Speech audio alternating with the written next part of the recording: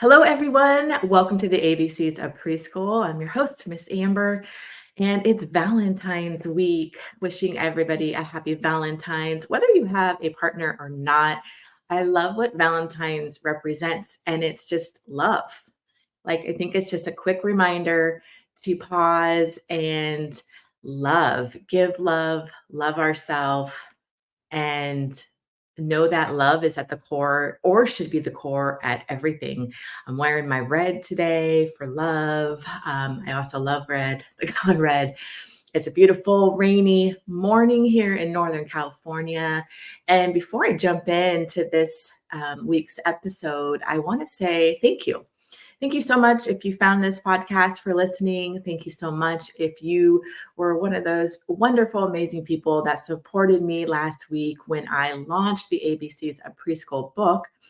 As an author, when you start writing a book, sometimes it takes a long time. I realized I started writing that book at 40. So, like I talked about last week. And so, Tuesday, when it went live, it just feels good. And I think I'll feel even better when I can hold the book in my hand. I can smell the pages. It's just one of those things, like a goal that is set and you finally reach the end and it actually happens. So it feels great. So thank you so much. I really appreciate the support. And there's some really exciting things. A couple weeks ago, all you mamas were on my heart. I've been working behind the scenes on an academy program, a training program for teachers of early childhood education, directors, and owners. All of that went live. And then I launched that, and I just felt like I was missing you mamas. So I took a deep dive. I locked myself in my office and created a free, it's called Mama Love, because all you mamas deserve so much love because you give your heart and soul into your little ones.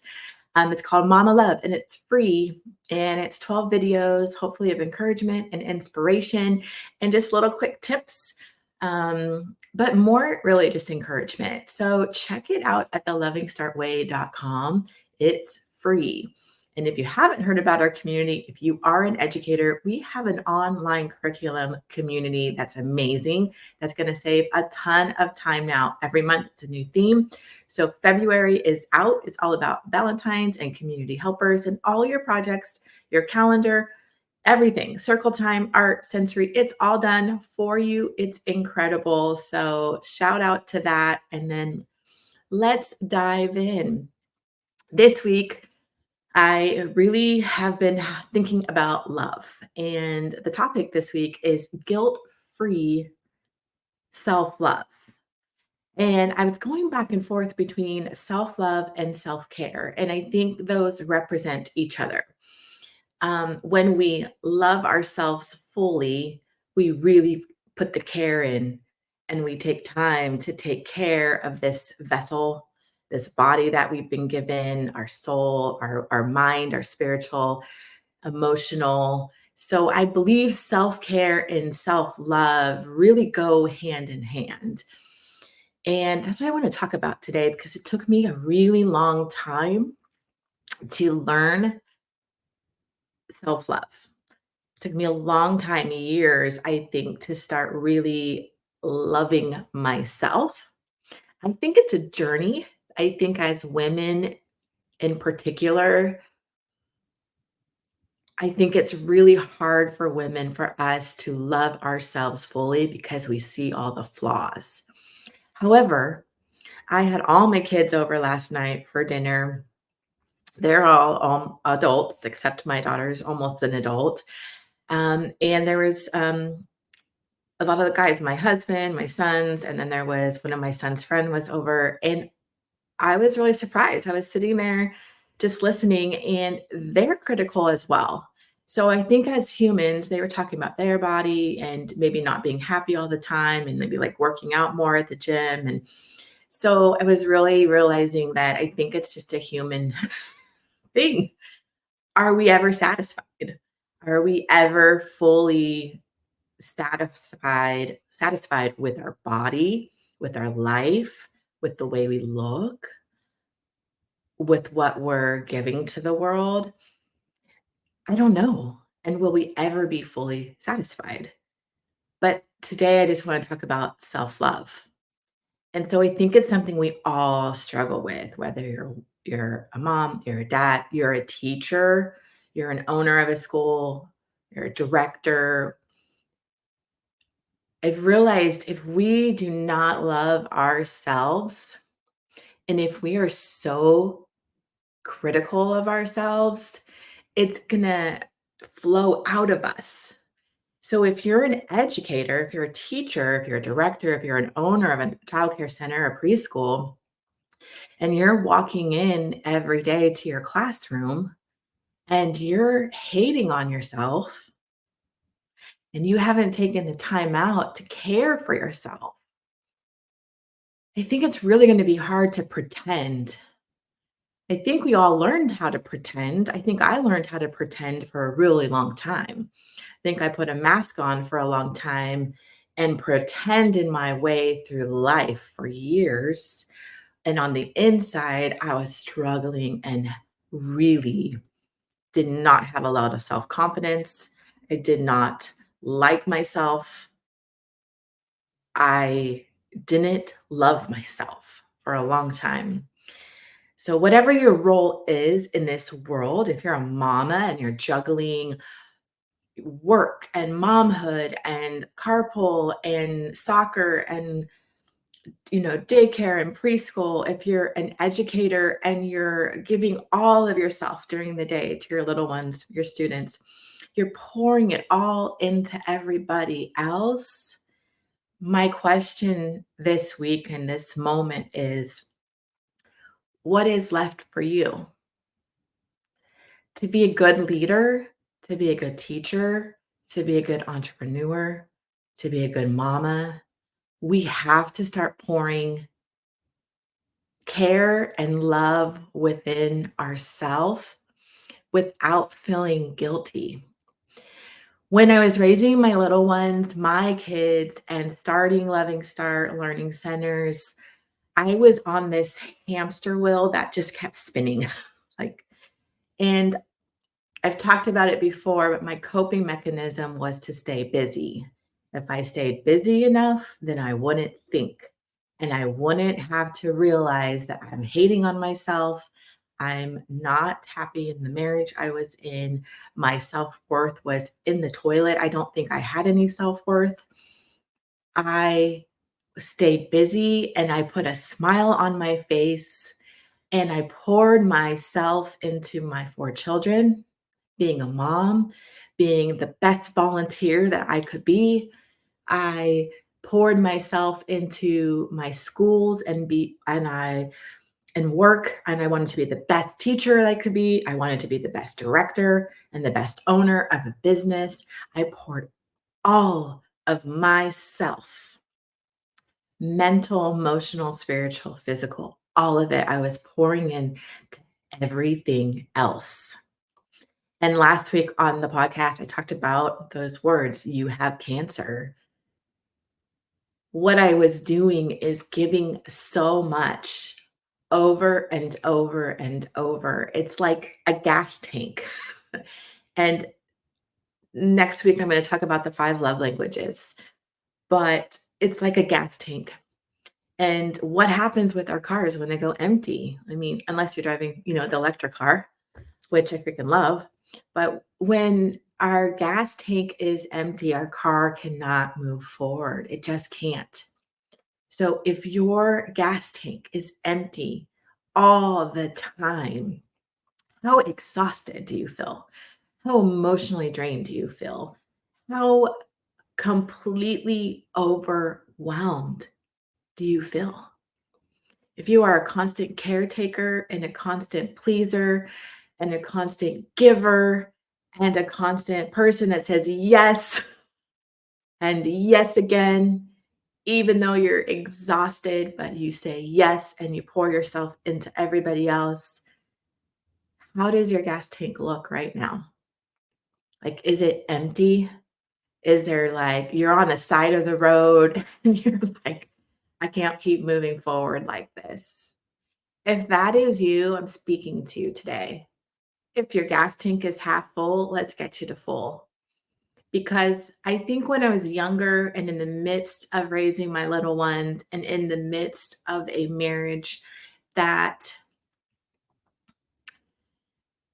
wasn't serving my heart, actually, I mean, a marriage, let's talk about love for a minute. Love is equal, and we shouldn't have a person to make us happy, right? Our love should come within. But if you're in an environment, if you're in a situation where it's taking from that tank, right? It's taking all the time and it's like hits. It's like little hits. If you're near someone or around someone that pokes and jabs and pokes and jabs and pokes and jabs, you become indifferent. You become a person that believes you have no worth. And that's where I was. I didn't have self-worth. I pretended all the time, but on the inside, I was exhausted. And what that started to cost me was my health. And I gave so much within my students and my job and growing the business and my kids that I thought they weren't noticing, right? Like I think in my head, I thought if I have this smile and I'm so happy and energetic, and I'm going to pour my love into everybody else, but we're going to ignore the eggshells over here and we're going to ignore that I'm not getting enough sleep, that nobody will notice. But I think they do because as a person, we're a mirror, right? Like we project who we are and what we are. And we want to raise our kids. If we are educators, we want to go into our classrooms with love, joy, and rest. So we can fulfill our duties awesome. Like we can be awesome, we can be on, but we have to at night recharge, right? That's why we need to get a good night's sleep. If you're a mama and you're exhausted all the time and you're stressed all the time, you're going to be snippy, you're going to be snappy. It just happens. I know remember those days where I look back and think, man, I was a pretty good mom, but I had moments. We are all going to have the moments where we're going to snap, we're going to scream, we're going to yell, we're going to lose our patience, especially if we are not grounded within ourselves. If we are not filling our core up with the love and the care that we need, it's only natural that the stress is going to come out, the snappiness, the lack of patience is going to come out, and that's going to pour into those who are around us. As much as we can pretend and as much as we can try, we cannot keep moving forward over and over and over and over with an empty gas tank. It just doesn't work because what starts to happen is you can start getting sick. You can start getting really weird things happening to your body, like that you think is just normal. I think for a long time, I just thought I felt sick so much that just felt normal to me. It's not normal. You can just be so exhausted that you want to sleep all the time, but you can't. Stress manifests in so many areas of our life. And we want to show up in our classrooms. We want to show up in our schools. We want to show up in our homes with our families and our kids with love in our heart, with grace and patience. But we have to give that to ourselves. We have to honor ourselves. If we do not take care of ourselves emotionally, spiritually, mentally, and physically, it will catch up to us. And honestly, then we're not living the life that we're supposed to live. I truly believe if you can start taking care of yourself, pour in that love and care in yourself, it trickles down to everybody else. In our homes, in our schools, like we're the leaders. So as a leader, we have to lead. And think about your own kids. Do you want them as they grow up to go, go, go, go, go, and be overwhelmed and stressed constantly? Of course not. We want the very best for those that we love. So, what about ourselves?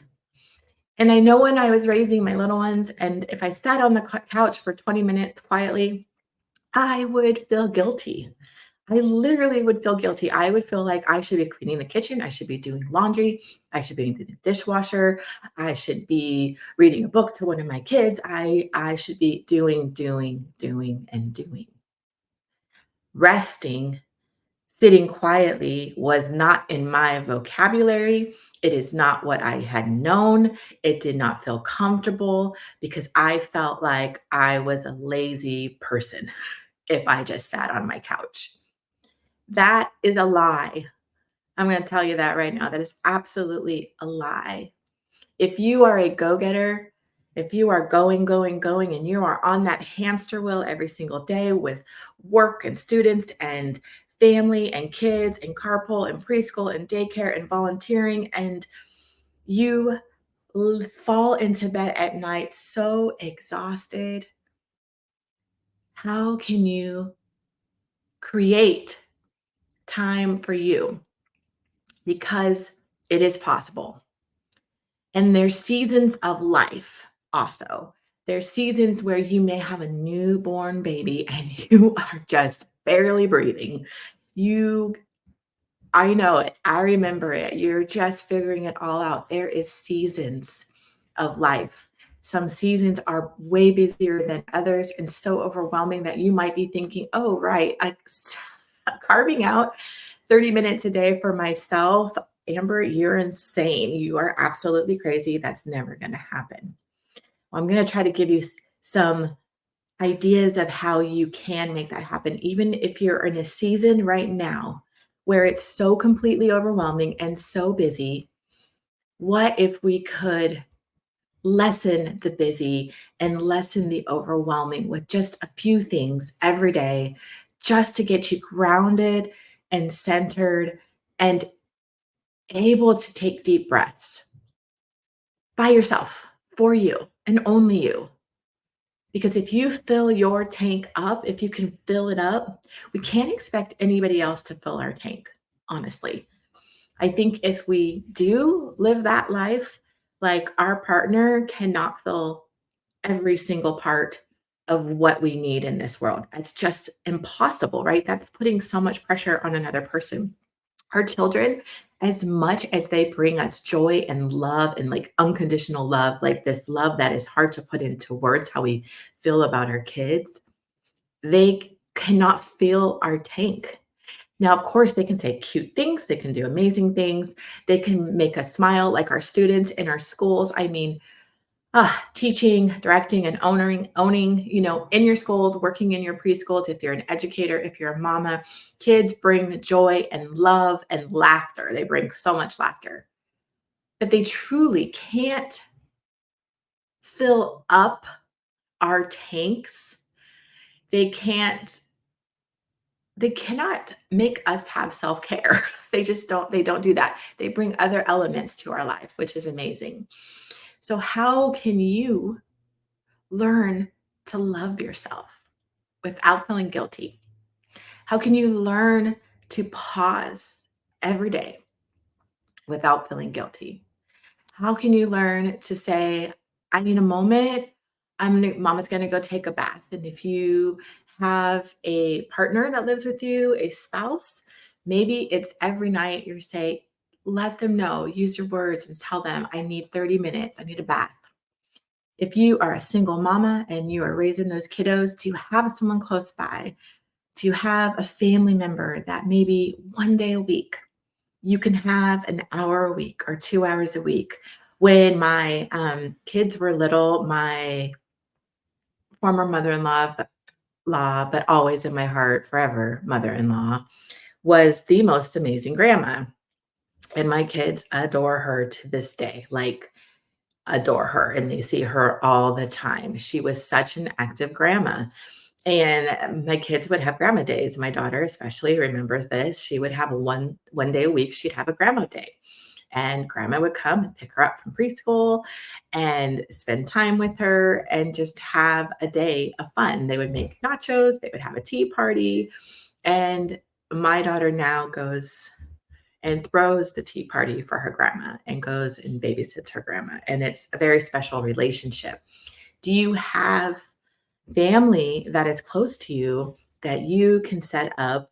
Maybe it's once a month, maybe it's twice a month, but it's a morning or it's a half day or whatever you can do that is time for you. And I don't care if you just sit in your car and or you go to Target and you just walk around that store, put AirPods in and enjoy your music and eat the popcorn and have a slushie, go have a coffee at Starbucks, whatever brings you joy. I s- think it's so important to schedule it.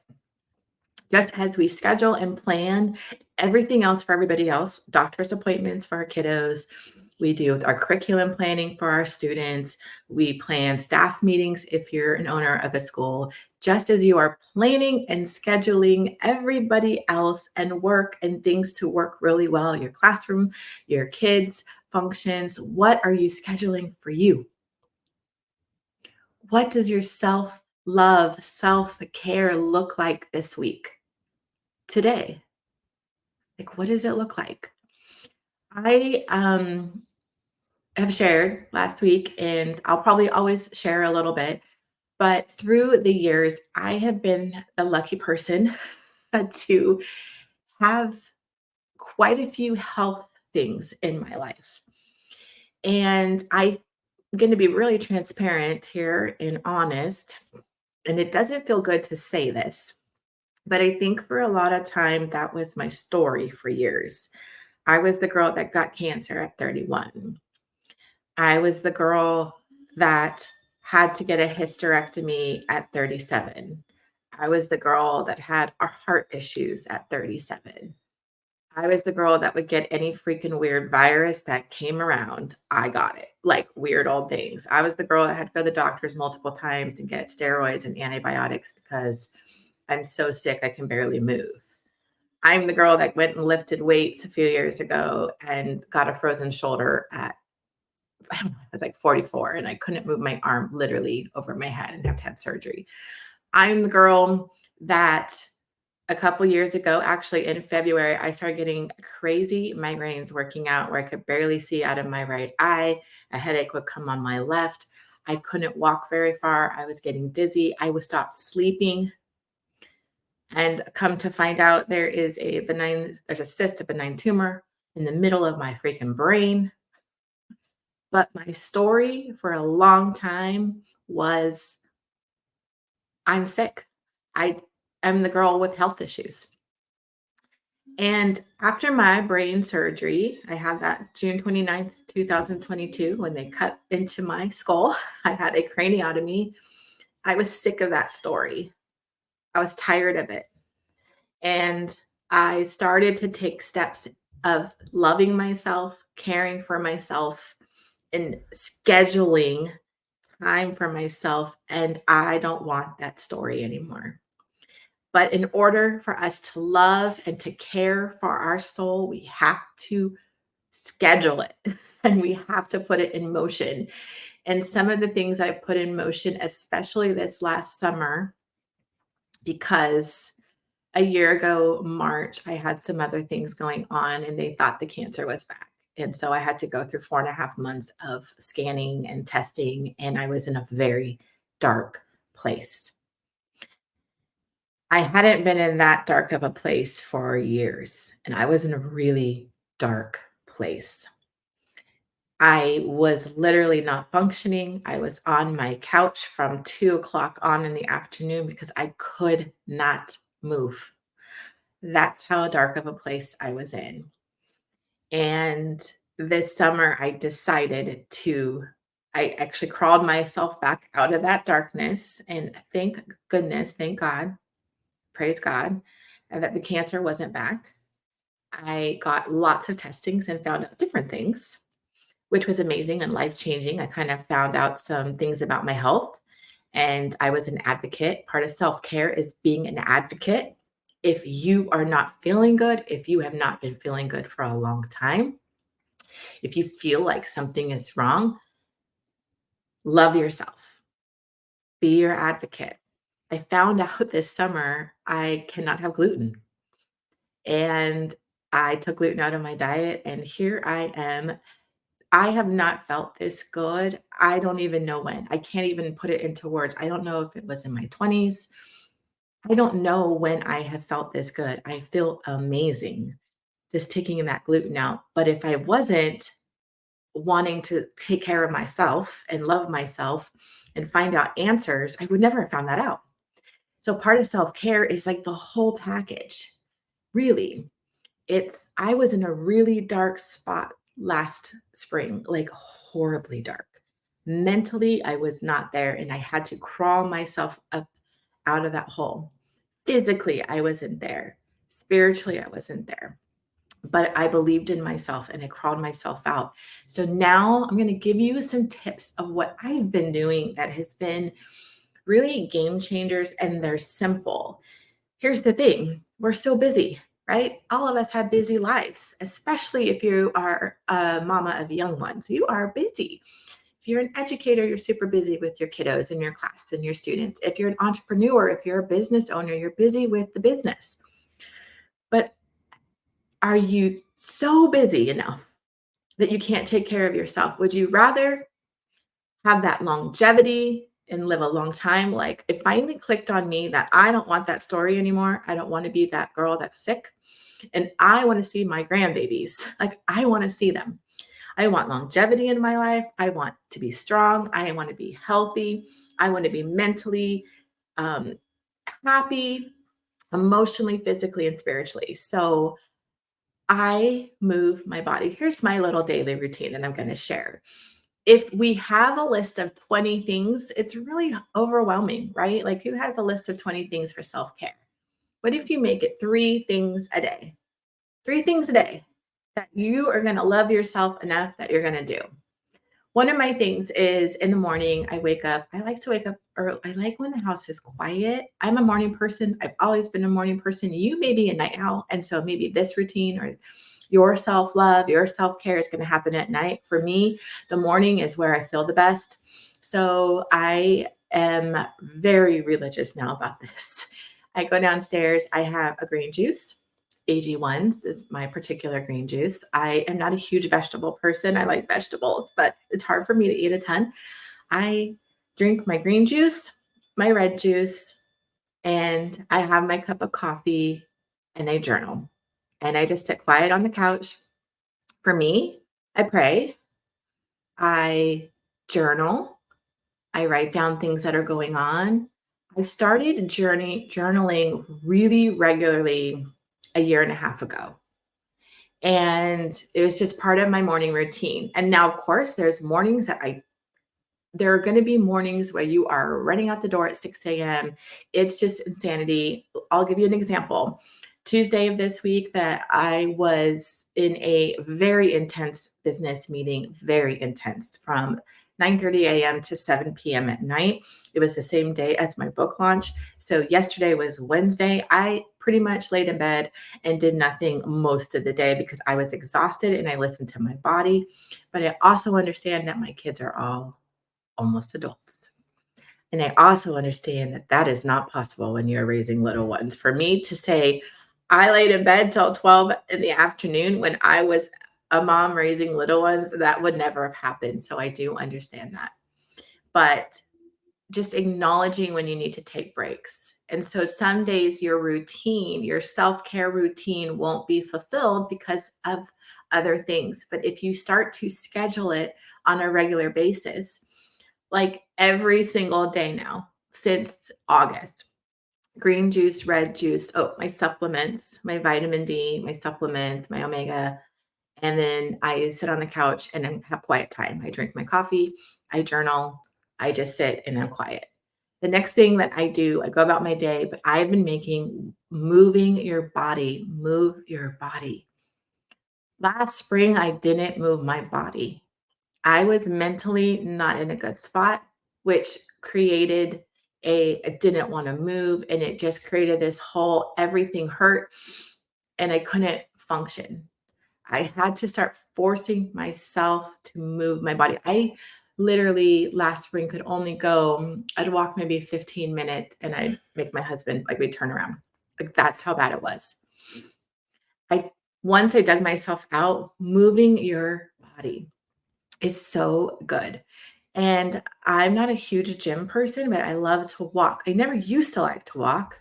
Never used to like to walk. Walk, move your body, move your body. I would go 10 minutes, 15 minutes, and now I do about an hour and 20 minutes. I go about 4 miles. I try to do that every day. Yesterday was my day that I call grace. I had a moment of grace day yesterday because I was exhausted. I knew my body just needed to just sit and be still and like decompress from everything. So give yourself some grace, but moving your body daily. Bring your kiddos on a walk, have them ride their bikes. If you're on the playground, walk that playground, which is the best way, anyways. If you're a teacher and educator, I talk about this in my academy program, training program. If you're on the playground, walk because we should be watching, we should be supervising. And honestly, if you are an educator and you're listening to this, you're like, Amber, I get my steps a day. You do, you move your body. I believe it. I know it. You get your steps, but move your body. Hydrate. Hydrate, hydrate, hydrate. This is another thing I was horrible at. But now I literally have a giant water bottle. I get 80 ounces a day of water, pretty much no matter what. I'll sit on the couch because I don't know about you, but if I drink a ton of water, I'm in the bathroom all day long. So I literally, most of my water consumption is at night. I like to veg out at night. I need my TV time to shut my brain off. And that's where I'll just start chugging my water. So I'm home because if I'm out and about running errands, I don't have time to like go to the bathroom 50 times. But water, hydrate your body. Hydrate. Hydrate, hydrate. It's so good for us. Like getting that water intake is so good for so many things and moving your body and journaling. And I'm going to circle back to journaling on why I think it's so important. Journaling is so important. One, I think let's talk about gratitudes. In my journal, I talk about the things I'm thankful for. I sometimes talk about what went on the day before. I talk about what I'm thankful for. And I also talk about my goals and dreams. And I write it down and I visualize what I want in this life. It is so powerful. I started journaling regularly in the mornings, October 23. And I cannot believe the amount of amazingness and stuff that I've accomplished since then. And I truly believe when you pause and you reflect on all the things you're grateful for, even in the hard, you may be in the hard at this very moment. But even in the dark and even in the hard, there's always something to be grateful for. Always. And if you write it down, you can see it. And what I like about journaling and what's powerful is you can go back. You can see where you were and where you are now. It is amazing. I'm telling you, it's really helped me live intentionally and write down those goals and dreams and like my book launch. It happened. That was one of my goals and dreams. I made it happen. I have another goal and dream that I've been writing down every day and I want it to happen. So, but I also reflect on what I'm thankful for. What are you thankful for? Bringing gratitude into your life is self care, it's love, it's filling yourself up. It is. It's a great moment to just be present and to say, thank you for my life. It may be very difficult right now, but thank you for my kids. Thank you for my job. Thank you for my students. Thank you for my clients. Thank you for my spouse. Thank you for my health. Here's another thing I've learned. Even if it's not happening right now, when I was going through my divorce, Ugh, it was so horribly dark. I mean, like I've said before, I say it again, thank God we don't see the future because we may not get out of bed. And if I would have seen all that was gonna happen when I decided to leave, I don't think I would have been strong enough to go through it. That's why thank goodness we don't know our future. But I was strong enough and I did get through it. And there's another side. But during those moments of darkness, I held on to what I wanted my life to be like. And I would say it out loud. I would say, I have an amazing relationship with my kids. I have found true love in my life. I am financially free. I am going to see the sun again. And I would say those things all day long, even though my life was horrible. My life was dark. Like I felt as though I was broken into like thousands of pieces. But I would say those words all day long until I started believing it was going to be real. And that's where journaling comes in. What do you want for your life? What do you need for your life? What's the kind of care that you need? So, those are just simple morning routines for self care, self love. Maybe once a month you do ask a friend. If you don't have family around, maybe you partner up with a friend. And here's another one I think that's really important for self care is finding community. It's very hard to do things alone. And it's really hard to go through hard things alone. I think part of self care and self love is finding a tribe, finding a community of like minded friends who lift you up. So maybe you work out a deal like, I'll take your kids for one day, you take mine, something like that. So you have a break. Maybe one day a month you have a break. Maybe it's one day a week you can arrange that. Those are some things you can do. Community is really important. I think lifting each other up is amazing. It's fuel. It's awesome. I think it's community is amazing.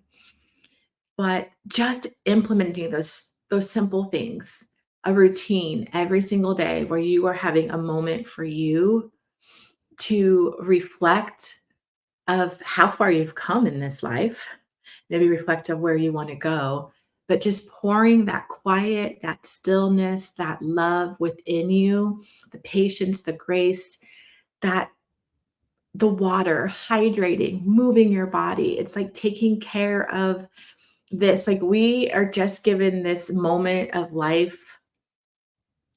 We just have this moment. We don't know what tomorrow holds, right? We don't know what is going to come tomorrow. Like we've all been in those situations where you might have gotten a phone call and it's like the worst news in the world.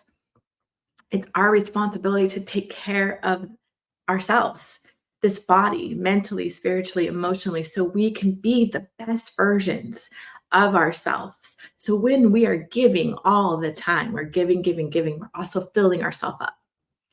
If we fill ourselves up, then we can give the best way we can give. But then we have to fill ourselves back up. And filling myself up, I know, is having quiet time. It's moving my body, it's hydrating, it's having my greens, it's having my reds, it's having my supplements. I'm back at the gym. I'm incorporating the gym. I'm lifting weights. But those are just my three simple ones that it seems that I can keep it up. And then you can add on. I know I also do like a self-care day a month. I try to do one self-care day a month. Um, and that's been lovely. I get a facial. I never used to get facials, but that's been like my thing. I just love my facials.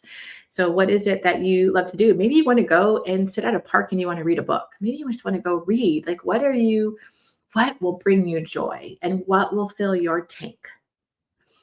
And I want you to know that you don't have to feel guilty.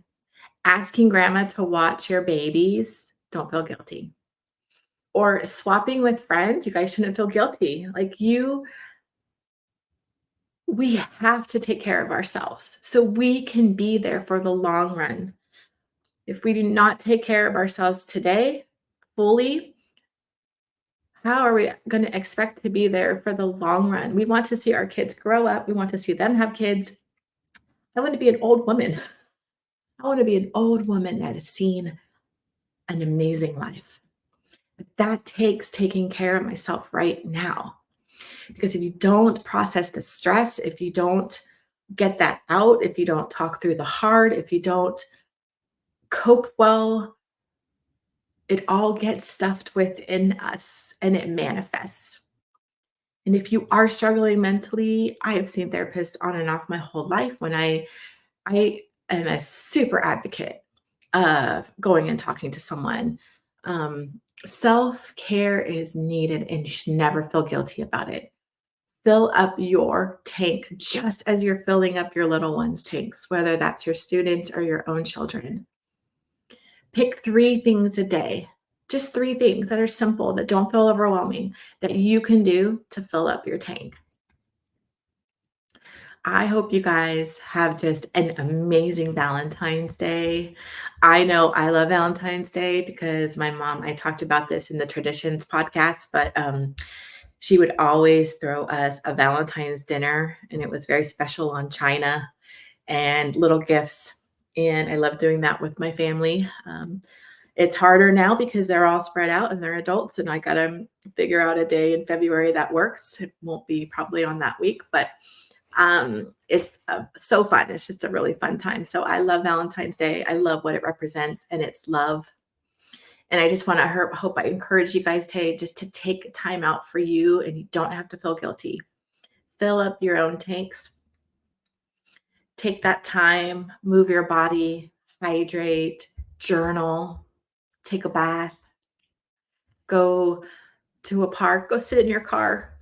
Maybe your kids, I don't know, go sit in your car if you can. Whatever it is that works for you, just know that it's important to love ourselves, to take care of ourselves. So, what we're pouring out is love and joy and kindness, and that we can be here for the long haul for our kids and the long haul for our families, at least doing what we can do. There are going to be things that are out of our control, but we can control so many little things every single day.